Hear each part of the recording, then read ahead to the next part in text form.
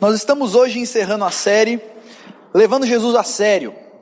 Estudamos todo esse livro de Malaquias, e se você não pôde acompanhar e não acompanhou toda a série, você pode conferir lá nos canais, tanto do YouTube quanto do Spotify da nossa igreja, e lá estão todos os sermões e todos os estudos que nós temos aqui.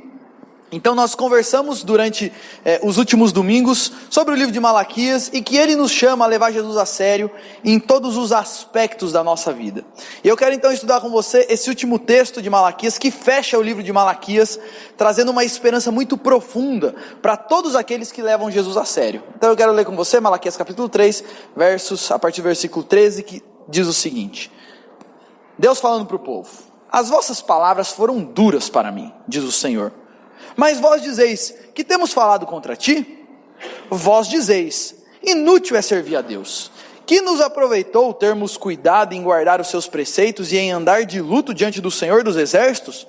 Ora, pois nós reputamos por felizes os soberbos. Também os que cometem impiedade prosperam. Sim, eles tentam ao Senhor e escapam. Então, os que temiam ao Senhor falavam uns aos outros. O Senhor atentava e ouvia.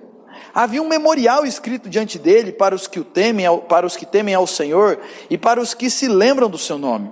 Eles serão para mim particular tesouro naquele dia que preparei, diz o Senhor dos Exércitos. Poupa-los-ei como um homem poupa seu filho que o serve. Então vereis outra vez a diferença entre o justo e o perverso, entre o que serve a Deus e o que não serve. Pois eis que vem o dia e arde como fornalha. Todos os soberbos e todos os que cometem perversidade serão como restolho, ou como a palha. O dia que vem os abrasará, diz o Senhor dos Exércitos, de sorte que não lhes deixará nem raiz nem ramo. Mas para vós outros, que temeis o meu nome, nascerá o sol da justiça, trazendo salvação nas suas asas. Saireis e saltareis como bezerros soltos da estrebaria. Pisareis os perversos, porque se farão cinzas debaixo das plantas dos vossos pés. Naquele dia que preparei, diz o Senhor dos Exércitos. Lembrai-vos da lei de Moisés, meu servo, a qual lhes prescrevi em Horebe para todo Israel, a saber, estatutos e juízos.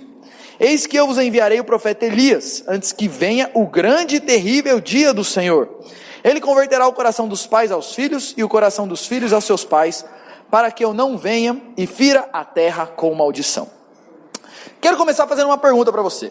Que diferença faz caminhar com Jesus aqui e agora? Que diferença faz ser crente? Ser um discípulo de Jesus, fiel, que busca levar Jesus a sério em todos os seus aspectos? Deixa eu te fazer uma pergunta. Caminhar com Jesus vai fazer você deixar de ficar doente, por exemplo, e enfrentar doenças terríveis como câncer ou outros problemas sérios de saúde? Caminhar com Jesus vai deixar você imune a isso? Caminhar com Jesus te deixa imune de, por exemplo, sofrer injustiças terríveis no seu trabalho, ou na sua vizinhança, ou em algum lugar. Caminhar com Jesus te deixa imune de sofrer injustiças. Caminhar com Jesus te deixa imune de passar por momentos terríveis e difíceis, vales extensos. Caminhar com Jesus te deixa imune a isso? Caminhar com Jesus faz você ficar rico? Caminhar com Jesus faz vocês terem os filhos mais bonitos e obedientes do Brasil? Não, Júlio, nem a pau. Isso daí não. Caminhar com Jesus faz você ser uma pessoa mais feliz possível. Caminhar com Jesus faz você viver a vida mais feliz possível na terra. Caminhar com Jesus faz você ter a melhor família do Brasil. A resposta para tudo isso é não. Certo? A gente sabe que caminhar com Jesus não nos deixa imune às dificuldades dessa vida. Aí eu faço uma segunda pergunta. E não caminhar com Jesus faz com que você se dê mal nessa vida? Quer ver, ó? Aqueles que oprimem os fracos, exploram os pobres, aqueles que maltratam outras pessoas, eles se dão mal? Muitas vezes não. Muitas vezes eles passam, exploram, ganham dinheiro com isso e tá tudo certo. Aqueles que se entregam à imoralidade sexual, acontece alguma coisa de ruim para eles? Muitas vezes não. Ficam aqui a vida inteira, curtem, fazem sexo à vontade e tá tudo certo. Nunca ficam doentes, nunca pegam nenhuma doença, fica tudo certo. Aqueles que amam dinheiro acima de tudo, ao invés de amar a Deus, isso faz com que eles se deem mal nessa vida? Não. Muitas vezes eles vivem pelo dinheiro, ficam ricos e viajam para a Disney 3 vezes por ano. Enquanto mais longe que eu vou, É para aqui pertinho, Cabreúva. Andar longe de Jesus faz com que aqueles políticos mal intencionados sejam sempre pegos e sempre se lasquem no final? Não, tem um monte deles ricos, morrendo nas mansões que compraram com dinheiro de corrupção. No pior dos casos, ele morre em casa com uma tornozeleirazinha, na mansão que ele comprou com dinheiro de corrupção. Gente, o meu ponto aqui é dizer o seguinte: é possível uma pessoa que se levanta ofensivamente contra Deus e vive para destruir as coisas de Deus e ainda assim viver uma vida tranquila? Tem muitos que ficam até ricos por causa da sua rebeldia contra Deus. Escreve livro, vende, faz sucesso e etc. O meu ponto aqui é dizer o seguinte, essa é a pergunta que eu faço: vale a pena servir a Jesus? Por quê? Se eu sirvo Jesus, continuo tendo um monte de problema, e quem se entrega faz tudo errado aí, e muitas vezes alguns acontecem algumas coisas e sofrem algumas consequências, mas muitos não dá nada. Vale a pena servir a Jesus? Por quê? Esse é o questionamento final que Deus está respondendo no livro de Malaquias. Se você ler, o povo está fazendo um questionamento final e Deus está dando uma resposta definitiva. Os versos 13 a 15 começa dizendo, Deus falando, as palavras de vocês estão sendo duras contra mim. E aí vocês falam, o que eu estou falando, o que a gente está falando contra você? E o que o povo estava pensando e falando que estava sendo duro para Deus ouvir? O povo estava dizendo, inútil é servir a Deus, que nos aproveitou termos cuidado em guardar os seus preceitos e andar de luto diante do Senhor. O questionamento deles era o seguinte: é inútil servir a Deus, a gente está perdendo nosso tempo, a gente não está perdendo nosso tempo aqui servindo a Deus. Ele fala, pois ora nós reputávamos por felizes os soberbos, também os que cometem impiedade prosperam, sim, eles tentam a Deus e escapam. Olha o questionamento do povo, o povo aí soberbo, orgulhoso, ímpio, que não quer saber de Deus, faz tudo errado, eles estão prosperando, eles estão felizes. E aí lembre-se do contexto do povo, eles estavam sendo oprimidos pelo império que dominava na época, eles serviam a Deus, o império era um império bárbaro, cruel, que era extremamente soberbo, cheio de si, era um império assim, extremamente orgulhoso, e os imperadores eram muito orgulhosos, eles eram ímpios, cruéis, soberbos. E aí o povo está olhando e falando assim, e aí eles fazem tudo isso, tentam a Deus e escapam, e não dá nada. E a gente aqui buscando a Deus, só na dificuldade. Servir ao Senhor nos faz enfrentar vários inimigos. Para que se desgastar com tudo isso? E aí falando não só do povo na época, mas da gente. Se a gente quiser caminhar com Jesus, de fato, uma vida de arrependimento e fé, a gente vai enfrentar pelo menos 3 inimigos que vão nos atacar constantemente aqui nessa vida. Primeiro inimigo, o diabo, que faz de tudo para a gente se afastar de Deus. Segundo inimigo, esse mundo e essa cultura que nos cerca, que é uma cultura que é contrária a Deus. O mundo e a cultura dominante no mundo sempre vai ser uma cultura contrária a Deus. Então servir a Jesus me faz enfrentar todo mundo, porque eu sempre vou ser um peixe fora da água onde eu estiver. E terceiro, eu tenho que lutar contra a minha própria carne, porque dentro de mim há inclinações para o mal. E o ponto é, vale a pena esse desgaste? Um monte de gente não enfrenta, se entrega tudo aí, não está nem aí para isso e vive mó bem. E eu aqui, os soberbos e ímpios, uma referência ao império que os oprimia na época. E eles falam, e Deus fala, essas palavras são muito duras. Por quê? Porque essas palavras questionam tanto a justiça de Deus, porque o povo fala assim, é inútil servir a Deus. Eles estão questionando a justiça de Deus, estão falando, Deus é injusto, Ele não está nem aí porque é certo e que é errado. E também estão questionando o amor de Deus. Por quê? Deus não cuida da gente, Deus não está zelando pelas nossas vidas. Esse é o questionamento do povo. E Deus termina com uma palavra final, que é ao mesmo tempo consoladora, e é uma coisa que nos traz um chamado e um desafio muito grande. A resposta final de Deus é o seguinte: gente, fiquem tranquilos, porque o dia do Senhor virá. Se você ler esse texto de novo, você vai ver o seguinte, não são 3 vezes, na verdade são 5 vezes nesse texto, Deus faz referência a um dia. Ele fala assim, eu estou anotando o nome daqueles que são meus para o dia, e não sei o que, naquele dia, e ele vai falar no final, no grande e terrível dia do Senhor. Deus fala o seguinte, pode ficar tranquilos, porque eu tenho um dia separado no meu calendário, para resolver isso. E essa é uma promessa muito antiga, gente. Quando você lê o Antigo Testamento, você vê essa promessa desde o começo. Deus fez uma promessa para o povo dele: um dia eu vou levantar o Messias, que vai ser descendente de Davi, vai assumir o trono de Davi, e ele vai colocar ordem nesse mundo mau. Esse mundo está bagunçado, o que é certo e errado não está claro, está tudo meio assim, mas tem um dia, que eu separei no meu calendário, Deus dizendo, para colocar ordem nesse mundo complicado. Deus prometeu que nesse dia, Ele vai colocar ordem em todos os aspectos do mundo.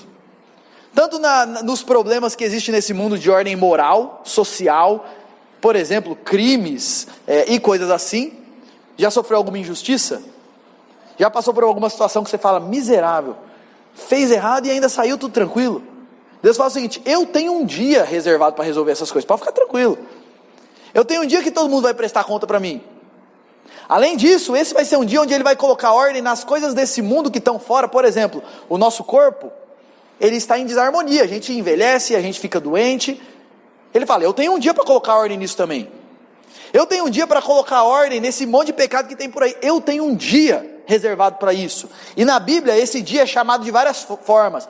É chamado de o grande e terrível dia, o dia do Senhor, o dia final. E se refere, preste atenção nisso, no último dia dessa era presente. Nós podemos dividir o mundo em duas eras. A era que nós vivemos. E quando esse mundo acabar, não vai acabar o mundo, na verdade. Vai iniciar-se uma nova era.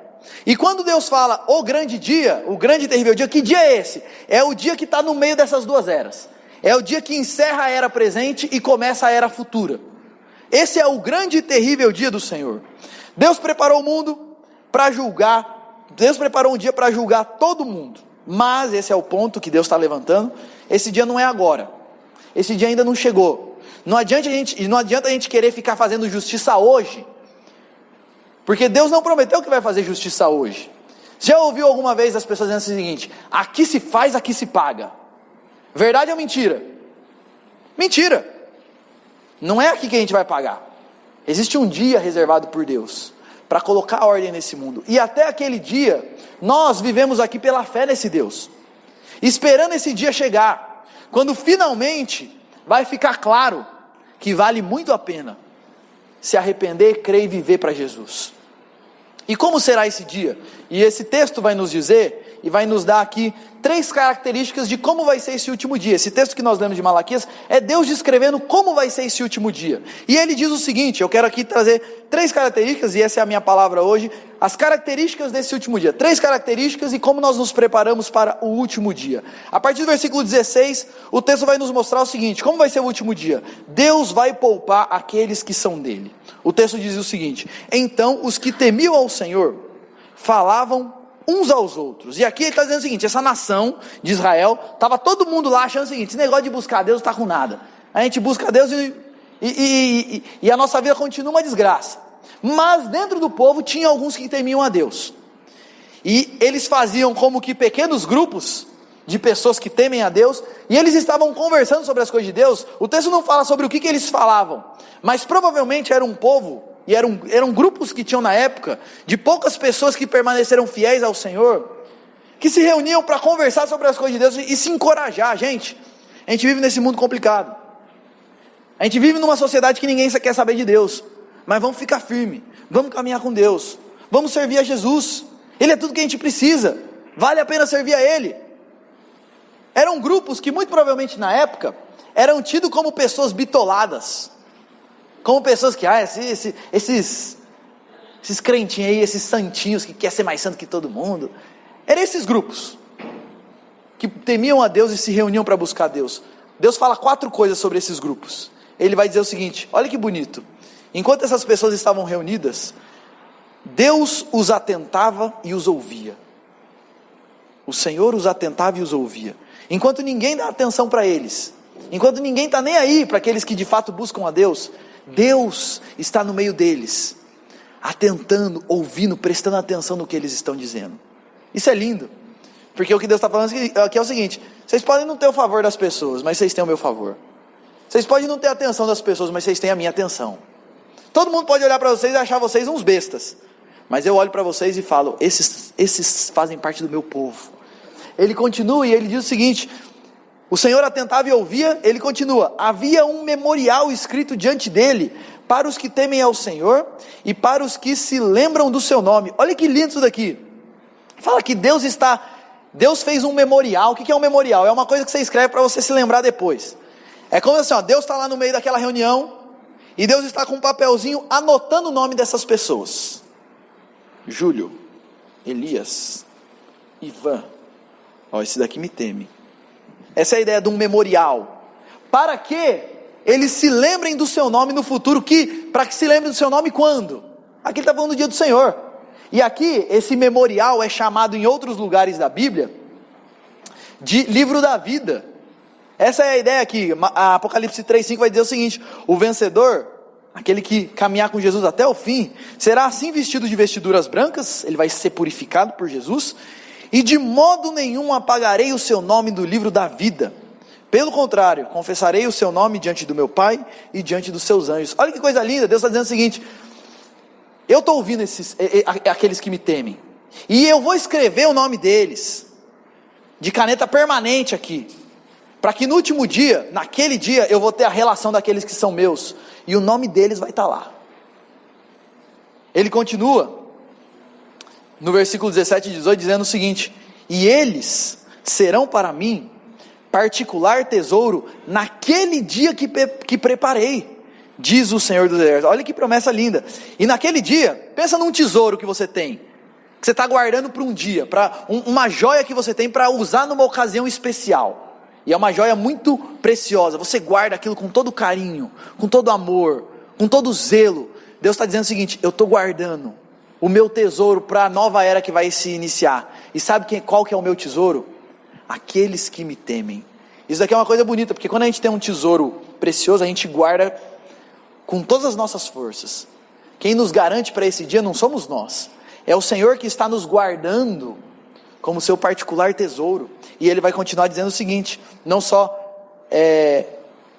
eles serão para mim particular tesouro, mas ele continua, poupá-los-ei como um homem poupa o seu filho, o filho a que serve. Naquele dia eles serão poupados. É o grande e terrível dia, sabe por quê? Porque aquele dia é um dia de julgamento, é um dia de condenação, é um dia de desgraça para muita gente, mas o meu povo, aqueles que me temem, aqueles que estão aí se reunindo, e que ninguém está nem aí para eles, que todo mundo fala mal deles, mas que me temem, naquele dia eu vou poupar eles. E aí ele vai dizer, e então vereis outra vez a diferença entre o justo e o perverso, entre o que serve a Deus e o que não serve a Deus. Sabe quando que vai ficar clara a diferença entre quem serve a Deus e quem não serve a Deus? Nesse último dia. Nesse último dia vai ficar claro quem é do Senhor e quem não é o que o texto está nos ensinando. E aqueles que são do Senhor, ele vai ter como particular tesouro. O nome deles vão estar no livro da vida, no memorial dele, e eles vão viver para sempre com esse Deus. E quem são os justos? Ele vai falar aqui dos justos e dos demais. Júlio, quem é justo? Tem algum justo? Tem algum santo que não erra nunca e por isso é santo e vai poder estar no céu? Não, não existe. Mas, embora não exista ninguém que por si mesmo seja justo, a Bíblia diz que Jesus veio ao mundo para justificar pecadores, para tornar pecadores justos. E a Bíblia vai nos mostrar o seguinte, aqueles que negam a si mesmos, se arrependem dos seus pecados e creem em Jesus como aquele que morreu na cruz, esses serão justificados pelo Senhor, e no último dia, serão poupados pelo Senhor, serão particular tesouro do Senhor para todo sempre. Que coisa linda que esse texto ensina. Mas o texto vai continuar, dizendo o seguinte, enquanto Deus poupa aqueles que são justos, aqueles que foram justificados por Jesus, aqueles que estão em Cristo, capítulo 4, versículo 1, o texto vai nos mostrar que, nesse último dia, Deus julgará aqueles que não são dele. O texto vai dizer, pois eis que vem o dia, e arde como fornalha. Percebe? Para alguns esse dia é um dia lindo, eles são meu particular tesouro, eles serão poupados, etc. Mas, olha como ele chama, vem o dia que arde como fornalha, todos os soberbos, e todos os que cometem perversidade serão como restolho, ou como a palha. Já viu palha pegando fogo? Essa é a ideia. O dia que vem os abrasará, diz o Senhor dos Exércitos, de sorte que não lhes deixará nem raiz nem ramo. Aqui a promessa é o seguinte, aqueles que são do Senhor serão poupados, mas aqueles que não são, haverá o dia de julgamento e punição dos ímpios. E esse dia não é aqui. Às vezes a gente olha para uma pessoa e fala, isso mesmo, tem que sofrer mesmo. Isso daí não passa nem perto do julgamento do Senhor. Gente, o último dia, imagina essa cena, não existe nada, de repente Deus chega e fala, universo apareça, pum, tudo aparece. Estrelas, pum, tudo aparece. Agora imagina esse poder, não sendo usado para criar, mas sendo usado para punir. É por isso que a descrição do último dia é que é um grande e terrível dia. Porque o Deus Todo-Poderoso estará lá não para derramar graça mais, porque o tempo da graça vai ter acabado. Mas para derramar juízo sobre aqueles que o desprezam. E sobre aqueles que viveram uma vida e não se arrependeram e não creram em Cristo. Deus diz que os perversos podem até ficar tranquilos agora. Mas eles estão sendo reservados para serem usados como combustível do fogo no último dia. Que coisa terrível. Não é terrível um texto como esse daqui? E eu sei que isso daqui não soa bem, não é gostoso escutar esses negócios aqui não. E é por isso que tem bastante gente, bastante igreja que não fala muito disso daqui não. Mas essa é uma realidade. O texto vai dizer que eles pode fazer o que quiser e parece que não dá nada. E às vezes as pessoas têm essa noção. Ah, Deus está de bem comigo porque não está acontecendo nada de ruim. O cara está fazendo um monte de coisa errada. Mas minha vida está tranquila, então Deus está de bem comigo. O texto fala o seguinte, pode ficar tudo bem, você pode passar por essa vida tudo bem. Porque o dia que Deus vai cobrar e que a gente vai prestar contas para Deus não acontece aqui agora. É nesse último grande e terrível dia do Senhor. E olha como Apocalipse 14:11 descreve esse dia. Apocalipse e o apóstolo João, na sua visão, descrevendo o último dia, ele diz o seguinte: a fumaça do seu tormento sobe pelos séculos dos séculos, e não tem descanso algum, nem de dia nem de noite, os adoradores da besta e da sua imagem, e quem quer que receba a marca do seu nome. Adoradores da besta é uma referência àqueles que, a besta, no livro de Apocalipse você tem aqueles que seguem a Jesus e aqueles que seguem a besta, não tem outra opção. Então ele fala, e quem não seguiu a Jesus e não se rendeu a Jesus, ele descreve a fumaça dos seus tormentos vão subir pelos séculos dos séculos. Que coisas terríveis, que dia terrível, ao mesmo tempo que dia lindo que vai ser para aqueles que estiverem com o Senhor, que dia terrível que vai ser para aqueles que não caminharam com Cristo e não se renderam a Cristo. E alguns enganos que são comuns no último dia, sobre o último dia, gente, muitas pessoas pensam algumas coisas sobre como vai ser esse último dia, que está errado, e eu quero aqui desmistificar algumas coisas. Há muitas pessoas que pensam o seguinte, olha, eu estou me esforçando para ser bom, então no fim eu sei que Deus vai ter misericórdia da minha vida. Deixa eu te falar uma coisa, se você está se esforçando para ser bom, saiba que para Deus ou você é 100% ou você é pecador, não tem como você ser 99% santo. Ou você é santo ou você é pecador. Você é santo, então você pode se esforçar, você pode fazer tudo o que você quiser fazer, você não vai se livrar pelos seus esforços desse último dia. Ninguém vai ficar de pé diante de Deus pelas suas próprias forças. Um outro engano que é muito comum é a pessoa pensar assim, mas vai ter uma segunda chance. Deus é amor, Júlio, mas o Deus que a Bíblia prega é o Deus do amor. Então no final ele vai dar uma segunda chance e todo mundo vai... A Bíblia deixa uma coisa muito clara. A gente começou o culto lendo, ao homem está destinado a morrer uma só vez e depois disso vem o juízo. Não tem segunda chance não. A chance que Deus nos dá e o chamado da graça de Deus é aqui e agora. Deus é amor, é verdade, mas Ele é justo. E Ele não deixa pecados impunes. Então se eu não crio em Jesus, ou Ele pune os meus pecados em mim, ou Ele pune em Jesus.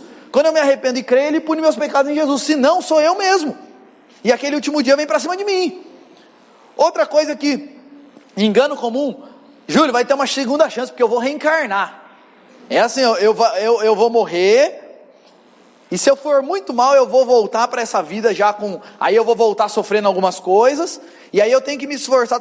Gente, a gente começou o culto lendo o texto. O homem está destinado a morrer quantas vezes? Uma só. Morreu, acabou. A chance que nós temos é aqui e agora. Não existe reencarnação na Bíblia.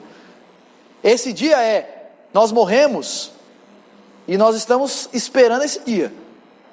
Não tem outra opção.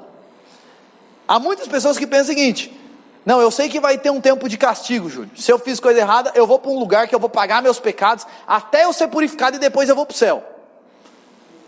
Também chamado de purgatório. Não existe isso, a Bíblia deixa uma coisa muito clara. O único que purifica pecados é Jesus. Não tem lugar de purificação de pecados, tem uma pessoa que purifica pecados. Ou você está nela, ou acabou, não tem outra opção. E um outro engano comum é as pessoas pensarem assim: Júlio, beleza, se eu não caminhei com Jesus, eu vou deixar de existir. Morreu, acabou.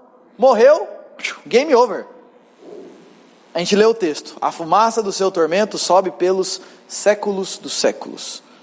A Bíblia fala que tem a vida eterna e tem a morte eterna. A vida eterna e o horror eterno. Não tem outra opção, gente.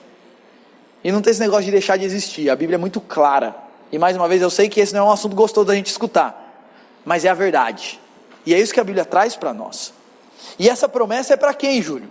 Essa promessa de que vai ser julgado e punido é para todo aquele que não teme ao Senhor e não aguarda a volta de Jesus.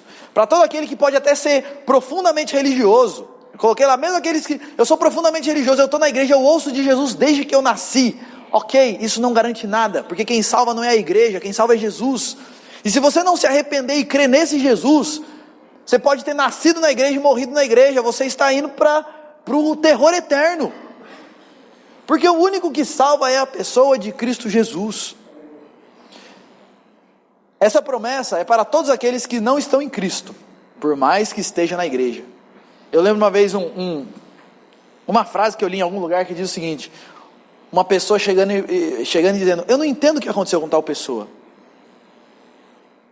Desde que pequenininho eu criei na igreja, eu levei na igreja, eu falei da igreja, eu não sei o que da igreja, eu não sei o que da igreja. Ele estava na igreja.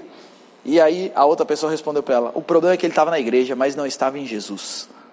É claro que vida com Jesus vai desembocar num compromisso sério com uma igreja, mas eu posso estar numa igreja sem ter compromisso sério com Jesus. A grande ênfase da salvação é Jesus, gente, e somente Jesus. Então, como vai ser o último dia? Para aqueles que são do Senhor serão poupados, os que estão em Cristo. Quem não está em Cristo, Deus os julgará e os punirá, a Bíblia vai dizer. E aí, no versículo 2, ele vai mostrar mais uma característica desse último dia. E quem é do Senhor viverá então uma vida de salvação eterna e de alegria eterna. Olha que coisa bonita, como ele descreve esse último dia. Ao mesmo tempo que é o grande e terrível dia, ele vai dizer a partir do versículo 2: mas para vós outros, que temem o meu nome, nascerá o sol da justiça, trazendo salvação nas suas asas. A ideia do nascer do sol é uma boa figura, porque é o seguinte: imagina, pense numa cena onde você está num lugar que não tem poste de luz, nada, e está tudo escuro, e a lua não está brilhando, está aquele breu. De repente o sol começa a nascer, começa a trazer luz, e de repente tudo aquilo lá que estava no escuro, vem a luz. E se você mora em Indaiatuba, o sol brilha forte desde de cedinho, né? Aqui é 6h30, 7 horas, o sol você já está suando na cama. Essa é a figura que ele está usando. Ele está dizendo o seguinte: sabe como vai ser esse dia? Vai ser assim: vocês estão em trevas, vocês vivem num mundo de trevas, vocês vivem num mundo complicado, mas de repente, nesse dia, vai nascer o sol da justiça, trazendo salvação nas suas asas para vocês. É como se esse mundo estivesse em trevas até esse dia, e nesse dia vai nascer o sol. Pum! O sol da justiça, o Cristo Jesus, trazendo luz para esse mundo mau. E Apocalipse 21 vai descrever esse dia. Olha que descrição linda, gente, de como vai ser essa nova era que o Senhor vai trazer, porque essa é a promessa: eu vou trazer uma nova era para vocês. Apocalipse 21: vi novo céu e nova terra, porque o primeiro céu e a primeira terra passaram. Então o que ele está dizendo aqui? Teve o último dia e agora eu estou vendo o novo céu e a nova terra, a nova era que Deus trouxe. E aí ele continua no versículo 3: então ouvi grande voz vinda do trono dizendo: eis o tabernáculo de Deus com os homens, Deus habitará com eles, eles serão povos de Deus e Deus mesmo estará com eles. Olha que descrição linda. Ele olha e fala: essa daqui é a casa de Deus, Deus habita com eles, e habita com eles para fazer o quê? Olha que coisa linda: e lhes enxugará dos olhos toda lágrima, a morte já não existirá, já não haverá luto, nem pranto, nem dor, porque as primeiras coisas passaram. Olha que descrição linda. Estava em trevas e agora nasceu a luz. É uma nova era onde o próprio Deus pessoalmente enxugará dos olhos toda lágrima. Deixa eu te falar uma coisa: todos nós aqui temos momentos que nós choramos, e boa parte das nossas lágrimas ninguém vê, a gente chora sozinho. Mas a promessa do Senhor é que vem o dia onde Ele vai enxugar cada lágrima, porque Ele vê cada lágrima que a gente derrama, e Ele vai enxugar dos olhos toda lágrima. E Ele vai nos levar para um mundo onde Ele fala o seguinte: não vai existir morte, não vai existir luto, não vai existir pranto, a gente nunca mais vai chorar, só se for de alegria. Não vai existir dor, não vai existir dor nas costas, não vai existir dor, nervo ciático, bico de papagaio, problema de coração, catarata, ninguém vai ser míope, não vai existir nada disso. Por quê? Porque as primeiras coisas passaram, a era passou, agora a gente está numa nova era, vinda da parte do Senhor. Quando Ele fala assim: olha, eu trago para vocês o sol da justiça que vai nascer naquele dia. Ele está fazendo uma promessa de um novo mundo, para todos nós e para todos aqueles que temem ao Senhor. Ele continua: e aí vocês sairão, saireis e saltareis como bezerros soltos na estrebaria. Aqui a imagem que ele está usando é uma ilustração, não sei se você já viu isso, mas você deixa bezerro muito tempo preso em um lugar, e aí você solta ele para o pasto, ele sai pulando, não sei se quem aqui já viveu em roça sabe como é que é isso, o bicho sai pulando de alegria. E aqui a imagem que ele está usando é essa, é como se eles estivessem presos em um mundo mau, e Deus vai abrir as porteiras, e vocês vão sair pulando de alegria. Vai ser um mundo e uma nova era de grande alegria e exultação. Por quê, gente? Porque não vai existir mais nada de ruim. O nosso corpo não vai estar mais debaixo das consequências do pecado. Eu sempre brinco com as pessoas mais velhas. Lembra daquela época que você subia no pé de manga para chupar manga? Vai voltar. Vai voltar essa era. Onde você não vai envelhecer mais. Lembra da época da sua vida onde você estava na sua melhor fase? Vai ser melhor do que isso, para todo sempre. O nosso corpo não estará mais debaixo das consequências do pecado. Não vai existir câncer, não vai existir gripe, não vai existir rinite, graças a Deus. Não vai existir sinusite, não vai existir febre, não vai existir nada disso. A nossa sociedade não sofrerá as consequências do pecado. Vai ser um novo mundo. Não vai ter hospital, porque ninguém fica doente. Não vai ter segurança, não vai ter polícia, porque ninguém comete crime. Não vai precisar ter juiz, porque ninguém precisa ser julgado. Esse é um novo mundo, onde a sociedade é uma sociedade pura. E principalmente a nossa relação com Deus não vai ser mais limitada pelo pecado. Se você é uma pessoa que caminha com Deus e ama Deus, você sabe como o seu pecado atrapalha a sua relação com Deus. E nós viveremos em um mundo onde o pecado não mais existirá. É por isso que vai sair saltitando igual bezerro. Por isso que é um mundo de alegria, de paz, de grande exultação. E ele vai dizer, uma terceira coisa que vai acontecer nesse dia: pisareis os perversos, porque se farão cinzas debaixo da planta dos vossos pés, naquele dia que preparei, diz o Senhor dos Exércitos. E aqui é uma promessa que a gente vê no Novo Testamento. A Bíblia diz que aqueles que são do Senhor, vão sentar junto com o Senhor para julgar o mundo.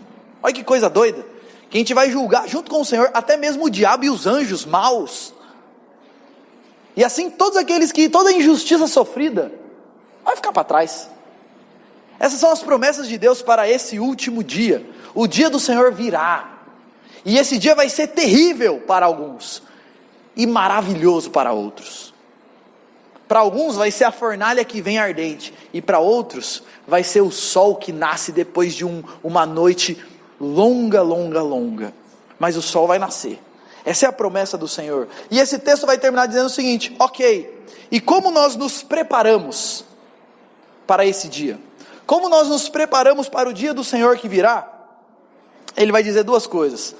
Você se prepara primeiro, e ele vai dizer, versículo 4: lembrai-vos da lei de Moisés, meu servo, o qual eu prescrevi em Horebe para todo Israel, a saber, estatutos. Sabe como é que você se prepara para esse dia? Lembre-se da aliança com Jesus. Aqui ele fala da aliança de Moisés, mas toda a aliança de Moisés apontava para Jesus e o que ele faria. E como a gente está na época do Novo Testamento, a gente sabe que isso daqui tudo se refere a Jesus. Como que você se prepara para esse dia? Lembre-se da aliança. Não desista no meio do caminho. Não se iluda com as coisas desse mundo.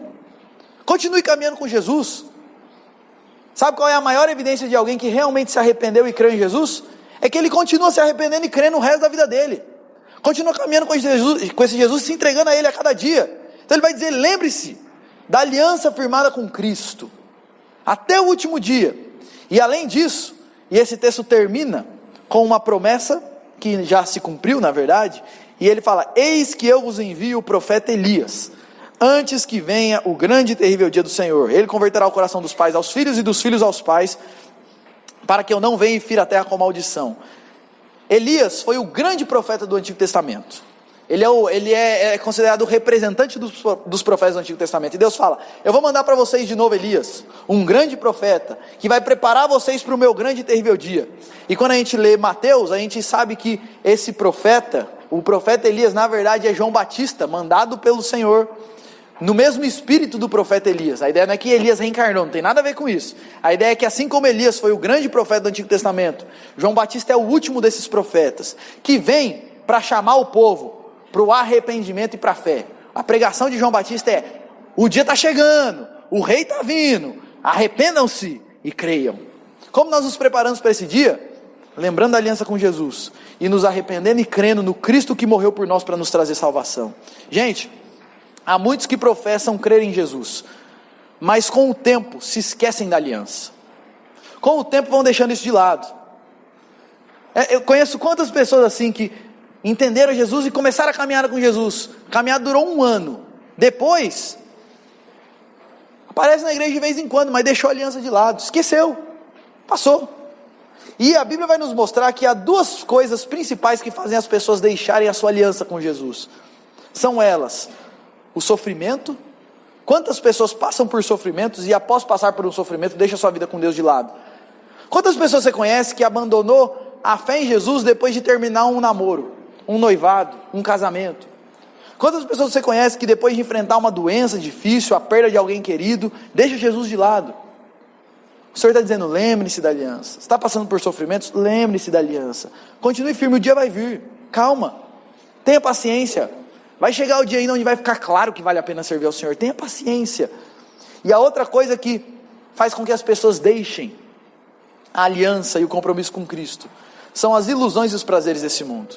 Quantas pessoas você conhece que por causa de um namoro deixou a Jesus? Que por causa de droga, por causa de bebida, por causa de curtição, por causa de festas, por causa de dinheiro, pela ilusão de que se eu trabalhar mais, deixa domingo de lado, vou trabalhar, vou me matar de trabalhar, e deixam as coisas de Deus de lado. O texto está dizendo o seguinte: lembrem-se da aliança. Não deixe o Senhor de lado, lembrem-se da aliança. E eu quero colocar aqui, eu estou terminando já, uma coisa visual para você entender como funciona. Imagina que a linha vermelha ali é a nossa história, e o povo de Deus clamou. O povo de Deus sempre sofreu e clamou para que Deus fizesse alguma coisa, porque o mundo estava cheio de injustiça, opressão e imoralidade. E Deus respondeu ao povo enviando a pessoa de Jesus.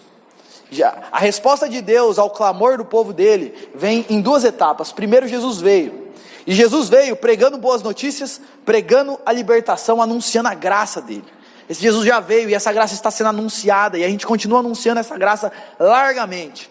Jesus veio, pregou, foi para o céu e fez uma promessa: um dia eu irei voltar. E esse dia que Jesus vai voltar, sabe como que Malaquias está chamando aqui? O grande e terrível dia do Senhor. Esse é o dia da volta de Cristo. E esse dia, o dia do Senhor, onde Ele finalmente vai voltar, é um dia onde Ele vai destruir os inimigos, todos os inimigos, vai libertar os oprimidos, vai restaurar essa terra e reinar sobre essa terra eternamente. Esse é o grande e terrível dia. E enquanto esse dia não chega, porque se você parar um pouquinho para pensar, a gente está nesse miolinho aqui, ó, nesse meio tempo ali, de Jesus já veio, já aconteceu tudo que tinha para acontecer, só falta Jesus voltar, não tem mais nada para acontecer. O que a gente faz enquanto Jesus não volta? 2 coisas. A igreja está em devoção a Jesus, caminhando com esse Jesus, amando esse Jesus, se entregando a esse Jesus a cada dia, vivendo com Ele, caminhando com Ele a cada dia. E aí tem uma outra coisa, porque quando a gente fala de um assunto como esse, a gente conhece um monte de gente, pode até estar na fé, mas quantas pessoas você conhece que estão caminhando para o inferno? Nós temos uma missão, enquanto Jesus não volta, proclamar dessa graça maravilhosa, proclamar dessa graça que liberta, que livra pessoas da condenação eterna.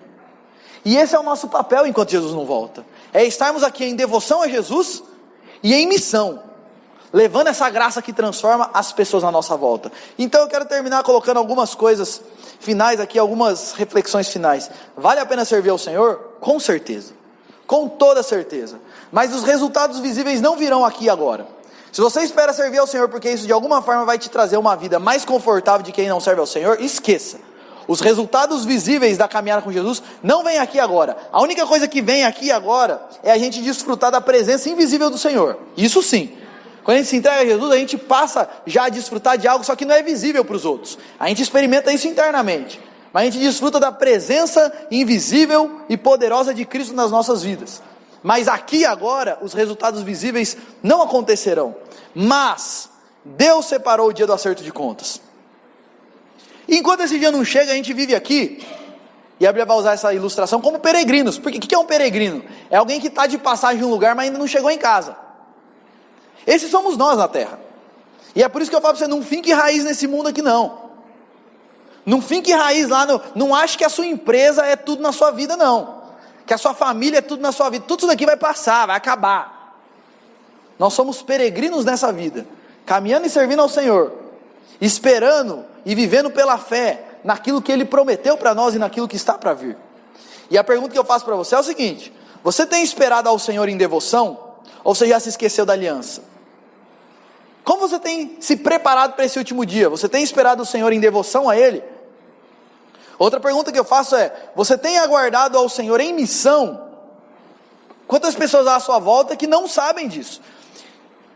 Eles estão como palha para ser queimado lá no fogo e nem tem noção disso. Sabe quem Deus colocou lá do lado para falar isso para ele? Adivinha? Você mesmo. Então, enquanto esse dia não chega, gente, aproveite as oportunidades. Sabe qual é a maior demonstração de amor que você pode fazer por alguém? É anunciar para ela a graça de Cristo. Porque só a graça que traz salvação eterna. E eu quero terminar dizendo o seguinte: um dia Jesus voltará para acolher aqueles que se renderam ao seu amor e se tornaram seus discípulos. Você estará entre eles? Quero que você pense profundamente nisso. Jesus vai voltar. A gente não sabe quando. Pode demorar, mas pode não demorar não. E Ele vai voltar para acolher em amor aqueles que são discípulos dEle, que se arrependeram, creram, se renderam ao que Ele fez naquela cruz. A minha pergunta é o seguinte: você estará entre esses que Jesus vai acolher? Se não, Ele te chama hoje. O dia é hoje. Não é amanhã não, não é daqui 5 minutos não, é agora. Jesus te chama hoje para se entregar a Ele. Porque vale a pena servir ao Senhor, com certeza vale. E o mundo que a gente vive aqui vai passar. 100 anos não é nada perto da eternidade. E o nosso Cristo nos chama para nos arrependermos, crermos e nos entregarmos a Ele. Vamos orar mais uma vez? Senhor, estudar um texto como esse, ao mesmo tempo que nos traz um sinal de alerta, para nós avaliarmos como está a nossa caminhada com o Senhor, como está a nossa fé. Se de fato um dia nós nos rendemos a Jesus, a gente sabe que a salvação não depende do que a gente faz, mas depende do que Cristo fez por nós, e o nosso papel é simplesmente crer nisso e se entregar a esse Jesus. E uma palavra como essa nos faz refletir no nosso compromisso com Cristo, na nossa entrega a Cristo, e se de fato nós estamos na fé. Mas ao mesmo tempo uma palavra como essa nos traz muita esperança. Porque Deus, o Senhor conhece as coisas que nós passamos aqui nesse mundo. E o Senhor conhece melhor do que eu o sofrimento de cada um aqui presente. Não só os sofrimentos físicos, de corpo, problemas de saúde, mas o Senhor conhece principalmente os sofrimentos emocionais e espirituais que nós passamos. Aqueles momentos onde nós simplesmente queremos que o problema acabe logo, mas ele vai se prolongando. Obrigado pela esperança que nós temos, de que tudo isso vai passar, de que o Senhor vai vir como o sol da justiça, trazendo luz para o nosso mundo de trevas, e o Senhor vai vir para enxugar dos olhos toda lágrima. Não vai haver mais pranto, nem luto, nem dor. O Senhor vai trazer uma nova era, uma era desinfetada dos pecados, purificadas dos pecados e de todas as consequências do pecado. Obrigado por essa esperança que nós temos no Senhor. E a nossa oração é: nos ajude a viver aqui nesse mundo com os olhos nessa esperança. Nos ajude a viver aqui e agora, mas não pensando no aqui e no agora, mas pensando na vida eterna que nós temos em Cristo Jesus. E obrigado porque esse texto nos traz a promessa de que o Senhor está anotando o nome daqueles que temem ao Senhor. O Senhor tem nossos nomes anotados, para que naquele dia, no grande e terrível dia do Senhor, nós estejamos entre aqueles que serão salvos eternamente e viverão para sempre em paz com o Senhor. Trabalhe em nossas vidas e nos ajude a aguardar o Senhor com paciência. E a gente precisa de paciência para viver nesse mundo. Nos ajude. E nos ajude a viver nesse mundo não iludido com esse mundo. Eu oro por aqueles que estão aqui e estão iludidos com alguma questão desse mundo, que não tem pensado no futuro, mas tem pensado no aqui e no agora, e tem vivido como se o mundo fosse só isso. Minha oração é: coloque arrependimento nesses corações e clareza. Eu oro por aqueles que estão aqui, Deus, e estão caminhando para o fogo eterno, estão caminhando para o juízo eterno. A minha oração é que o Senhor esteja colocando um arrependimento nesses corações, e esteja despertando eles e chamando eles hoje, para estarem vivendo uma vida profunda com o Senhor. Obrigado, Deus, porque tudo isso é de graça. Todas essas promessas são de graça. E se a gente tivesse que pagar por elas, a gente não ia conseguir ter nada da parte do Senhor. Mas pela tua maravilhosa graça, o Senhor tem nos dado tudo isso. E nós te louvamos e te exaltamos por tudo isso. Continue a trabalhar nas nossas vidas. É o que nós oramos. É o que nós pedimos no nome de Jesus. Amém.